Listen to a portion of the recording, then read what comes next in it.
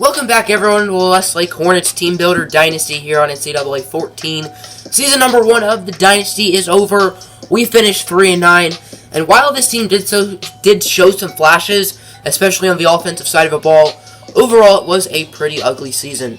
So, starting with the Heisman winner, that was Oklahoma's Baker Mayfield, winning the Heisman with a total of, I believe, 42 touchdowns, followed by Cameron Petaway, Bryce Love, Nick Holy, and Bo Scarborough.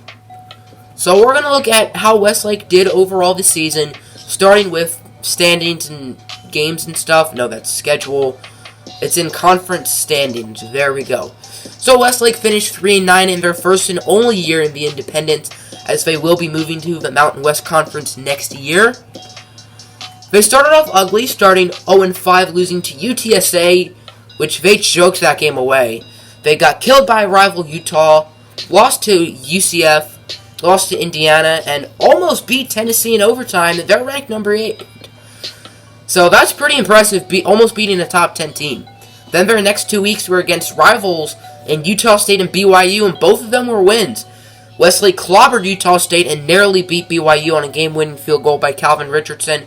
Then Westlake lost their next 4 games to Maryland, Central Michigan, Kentucky, and Old Dominion, and last week they were able to beat Texas State 36-33 with a 3-9 record, of course. So, looking at stats on the season, Tyus Cummings started as the quarterback, but got benched pretty early on for C.J. Clifford. Clifford was solid, 2,343 yards, 18 touchdowns, 7 interceptions. He wasn't great, but he did show flashes and was a pretty solid player. Running the ball, Malik Bostic was very solid, 956 yards, 7 touchdowns. He will most likely be the starter next year. Receiving, Cortez Thorne, the true freshman, he was phenomenal. 75 catches, 1,396 yards, 6 touchdowns. Rashawn Overstreet was solid, Mickey O'Neal was solid, Clint Stewart was solid. But blocking was pretty bad. 15 allowed sacks from Lionel Cotton, 11 from Danny Silva, 7 from Tyler Barber, 6 from Joel Clayton, 5 from Stephon Cronin. Defensively, Mel Flint got a lot of tackles, 91, leading the NCAA. David Baker with 78, Edmund Setzer, 69. Tackles for a loss, 19 from Conrad Novak, 15 sacks from Conrad Novak. He was very solid this year. 8 from Victor Van Vector, 5 from Marquise Birch. Interceptions, 3 from Junior Evans, Alan Hayden, and Edmund Setzer. Edmund Setzer had 2, as well as Demetrius Cyphers, and Mel Flint had 1. Calvin Richardson, I don't think he missed an extra point. No, he did not. 34 for 34. Field goals, 9 for 14, 64%. He was okay. He wasn't great, but he wasn't awful. So now looking at the rest of the NCAA, let's start with your All-Americans. All-NCAA first team, probably no one from Westlake. You guys can probably read. Yep, no one, unsurprisingly, from the Hornets. All-NCAA second team, once again, no one from the Hornets. All-freshman team, Cortez Thorne at wide receiver.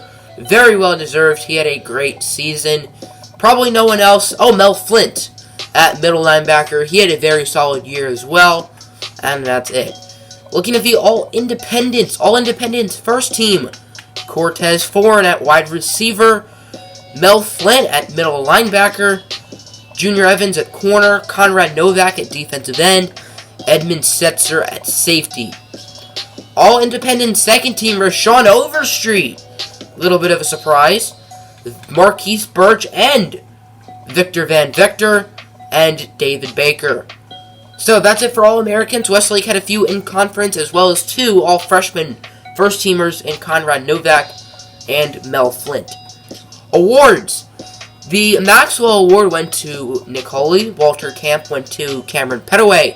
Bednarik went to DJ Polite Bray, with Mel Flint finishing at number 10. The Bronco Nagruski Award went to Rashawn Gary, Davey O'Brien to Baker Mayfield, Doak Walker to Cameron Petaway, Fred Biletnikoff to James Washington, John Mackey to Dan Bushman.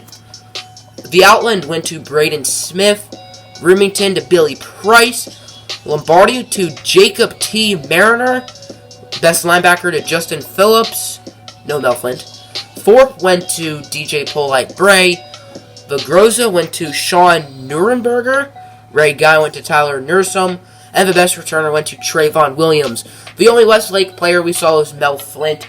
Little surprised that Cortez Foreign wasn't in it for the Biletnikoff. Bowl games. Any of interest, I will say. Kent State playing Air Force. Oregon, San Diego State in the Las Vegas Bowl. Michigan, Toledo in the Little Caesars Bowl. Texas, USC in the Holiday Bowl. Purdue, UCF in the Car Bowl. That should be a pretty exciting game. Florida, Notre Dame in the Capital One Bowl. Outback Bowl, Tennessee, Michigan State. Rose Bowl, Oklahoma State, UCLA. Fiesta Bowl, Oklahoma and Tulane.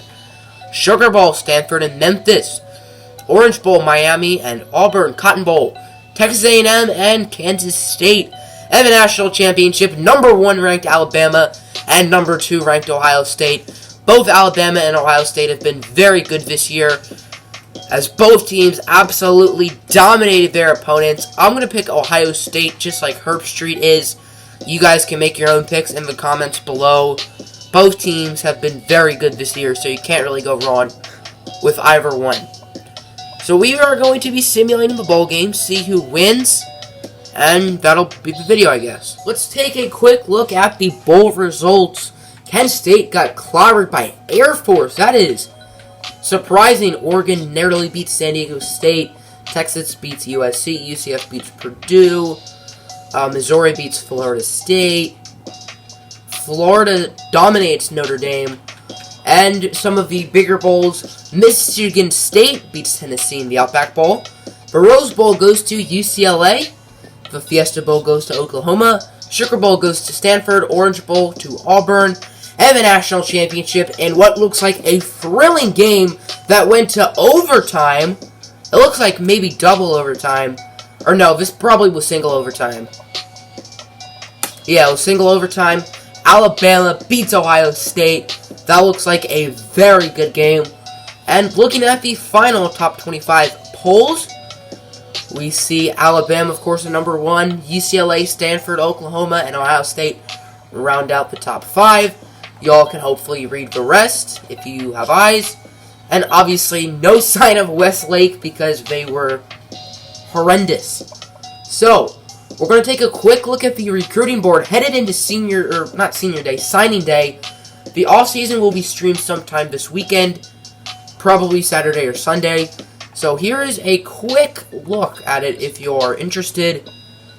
The stream will be on Saturday or Sunday. I am very excited for that, and I hope you are too.